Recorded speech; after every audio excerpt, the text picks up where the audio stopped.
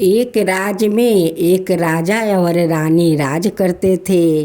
राजा का दो संतान थे, एक राजकुमारी और एक राजकुमारी। दोनों बड़े सुंदर सुंदर थे। दोनों भाई बहन में बहुत प्यार मोहब्बत थे। राजा अपना घर के दरवाजा पर एक झुलुआ लगवा दिया था कि राजकुमारी और राजकुमार इस झुलुए पर झूलेंगे। राजा रानी बहुत खुश थे अपना दोनों संतान को लेकर। वो लोग बहुत खुशी खुशी से रहते थे। लेकिन राजा रानी का खुशी में एक दिन नजर लग जाता है। एक पहाड़ के अंदर गुफा था। उस गुफा में एक दानव रहता था कि जितना सुंदर सुंदर लड़का लड़की को देखता था वो उठा कर उस गुफा में ले जाया करता था और वो अपना सेवा करवाता था।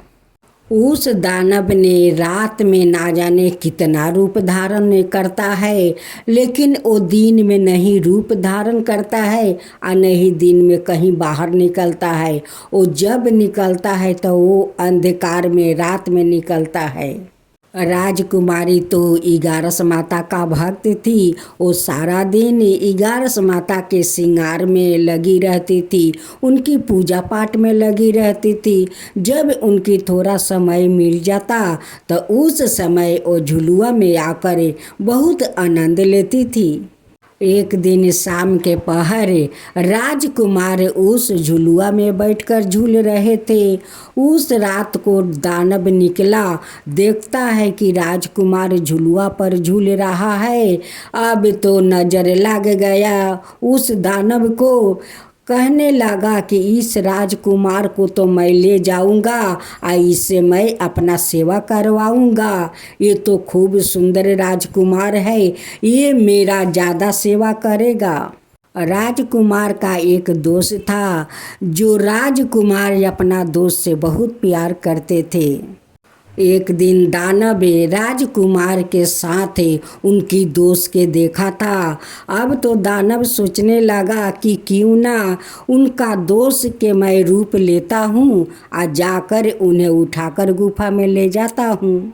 अब तो दानव राजकुमार का दोस्त का रूप धारण किया और राजकुमार के पास पहुंच गया और कहने लगा कि राजकुमार क्या बैठे हो, चलो थोड़ा घूम आते हैं। लेकिन राजकुमार अपना दोस्त का बात को तो टाल नहीं सकता। कहता है कि ठीक है चलो घूर आते हैं। लेकिन राजकुमार को क्या पता कि मेरे दोस्त के रूप में ये दानव है। जैसे राजकुमार अपना भेष रूपी दोस्त के साथ वो अंधकार में निकलता है, वैसे ही दानव उन्हें एक पीछे गर्दन में एक खील चुभा देता है और वो बेहोश हो जाता है और उसे उठाकर गुफा में लेकर चला जाता है।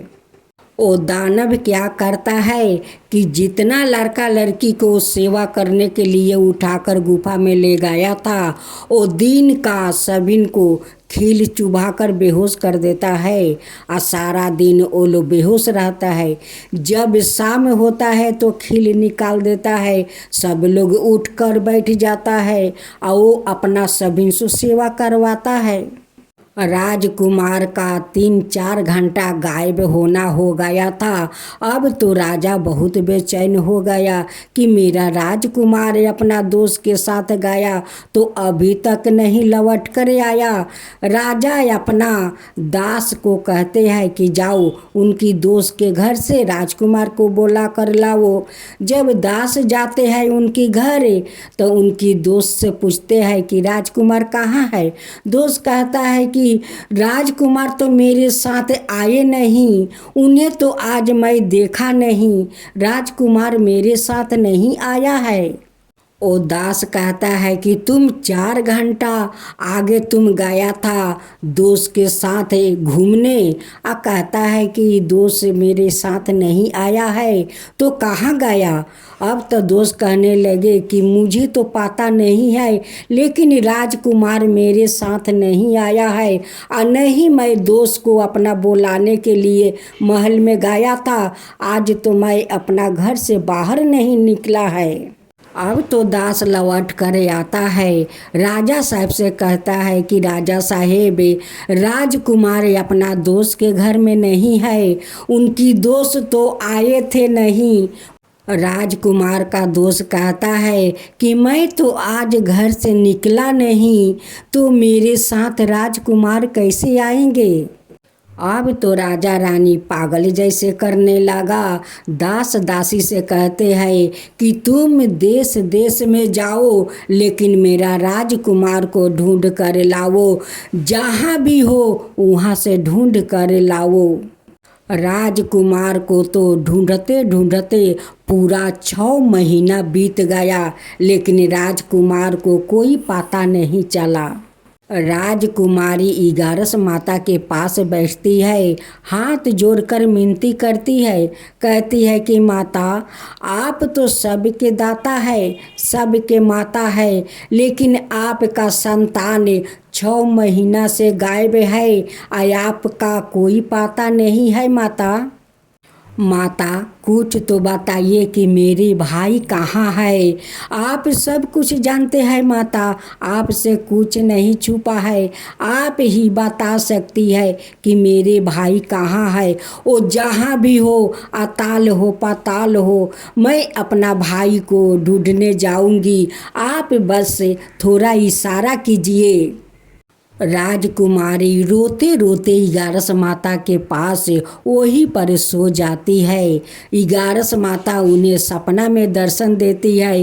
इगारस माता कहती है कि राजकुमारी, राजकुमार को तो एक दानव उठाकर गुफा में ले गया है कि वहाँ पर कोई नहीं पहुँच सकता है। ओ दानव बहुत सारा लड़का लड़की को सुंदर देख कर वो रात को निकलता है और उठा उठा कर उस गुफा में ले जाता है और उससे अपना सेवा करवाता है।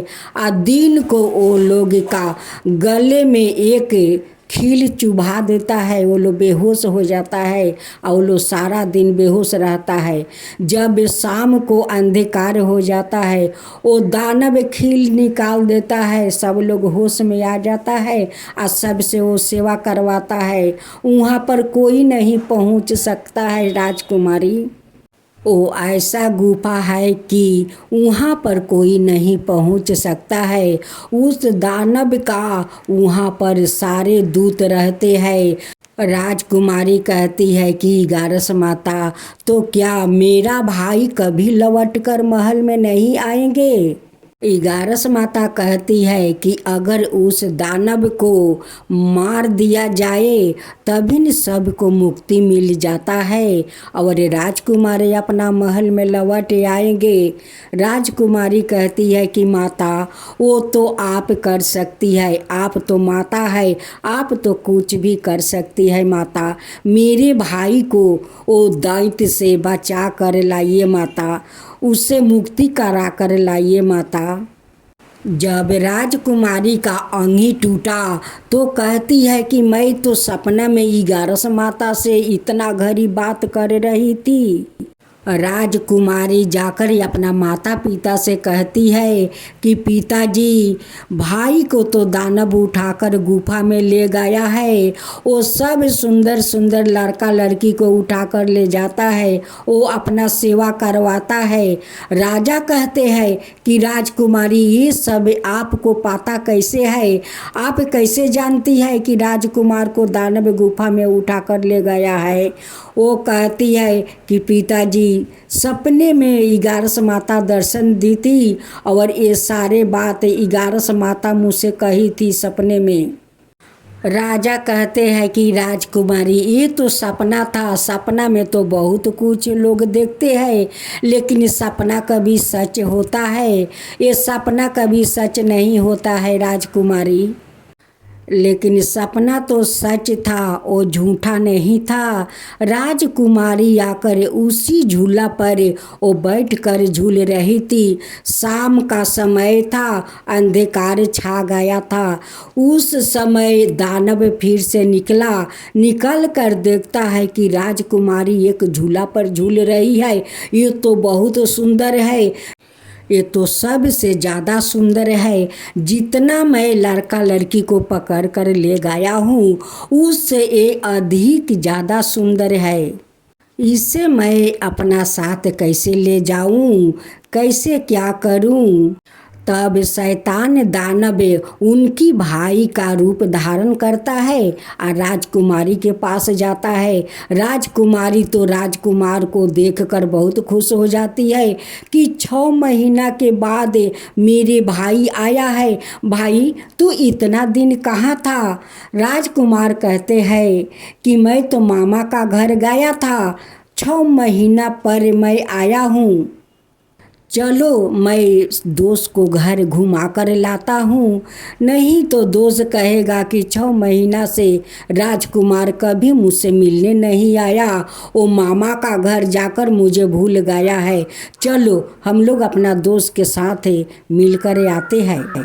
राजकुमारी भी उस बहरूपिया दानव का जाल में फंस गई और राजकुमार के साथ गई। उनकी पीछे से गर्दन में खील चुभा दिया, बेहोश करके उसे भी गुफा में उठा कर लेकर चला गया। अब तो राजा रानी यहाँ पर पागल हो गए और राजकुमारी को तो वो शैतान गुफा में उठा कर ले गया। जब 11 माता का मालूम हुआ तो 11 माता बहुत बेचैन हो गई कि मेरे राजकुमारी को उठा कर ले गया, राजकुमार को भी उठा कर ले गया। अब तो 11 माता राजकुमारी से सुंदर और रूप धारण करती है और एक पहाड़ के ऊपर जाकर बैठ जाती है, वो भी अंधकार में।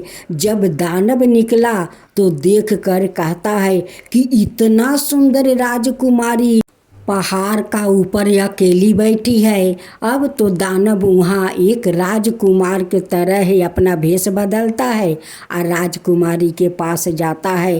कहता है कि राजकुमारी तुम इस अंधकार में अकेली इस पहाड़ पर बैठी हो क्यों? भेष रूपी 11 माता कहती है कि बस मेरा मन किया पहाड़ पर घूमने के लिए, मैं घूमने आ गई। दानव कहता है कि राजकुमारी इस पहाड़ पर अकेली बैठी हो, देखो इस पहाड़ पर बहुत सारा जानवर है, आकर तुम्हें खा जाएंगे। चलो मेरे साथ मेरे गुफे में रहो, कल सुबह चली जाना। 11 माता तो उसी गुफा को देखने के लिए तो वो राजकुमारी का रूप धारण की थी और वो देखने के लिए तो उस पहाड़ पर गई थी। जब दानव 11 माता का अंदर लेकर जाता है, देखता है कि राजकुमारी तो बेहोश है, राजकुमार भी बेहोश है। 11 माता उस दानव से बहुत अच्छा व्यवहार करती है, बात करती है, उनकी सेवा करती है। वो इतना सेवा की कि दानव तो 11 माता का जाल में फंस गया और अपना सारा भेद 11 माता को बता दिया। वो कहता है कि मुझे कोई मारने वाला जन्म नहीं लिया है, क्योंकि मेरे प्राण तो एक गौरैया पाखी के गले में है। वो गौरैया बहुत सारे गौरैया के झुंड में रहती है, उन्हें कोई भी खोज कर नहीं निकाल सकते हैं। अगर उस गौरैया का गले के धागा आग में जला दिया जाए तभी मेरा मृत्यु हो सकता है, ऐसे कोई मुझे नहीं मार सकता है। अगर मुझे काट दे फिर भी मैं जीवित हो जाऊंगा। वो सारे गौरैया पंछी उस गुफा देखती है, उस गुफा के अंदर वो लोग रहते हैं और वहाँ पर मेरे सिवा कोई नहीं पहुँच सकता है। वो जा सकता हूँ तो वो मैं। अब तो 11 माता उस शैतान दानव से सारा भेद खुलवा लेती है। अब तो उनकी सब कुछ पता चल गया कि इनकी प्राण तो गौरैया का गले के धागा में है। अब तो सुबह होने वाला था और दानव तो दिन के निकलता नहीं है। 11 माता अपना 2 रूप धारण करती है। एक रूप वही पर उनकी सेवा करती है आ एक रूप वहाँ से हट जाती है। अब तो दानव जानता है कि यही तो राजकुमारी है, उसका गले में खील चुभा देता है, वो भी बेहोश हो जाती है। लेकिन वो तो 11 माता का छाया था। 11 माता वहाँ चहुप जाती है जहाँ सारे गौरैया रहती है। जिस गौरैया का गले में वो धागा था वहाँ पहुँच जाती है। 11 माता पहचान जाती है कि वही गौरैया है। उस गौरैया को पकड़ लेती है और वो धागा को गले से निकाल लेती है और गुफा में पहुंच जाती है।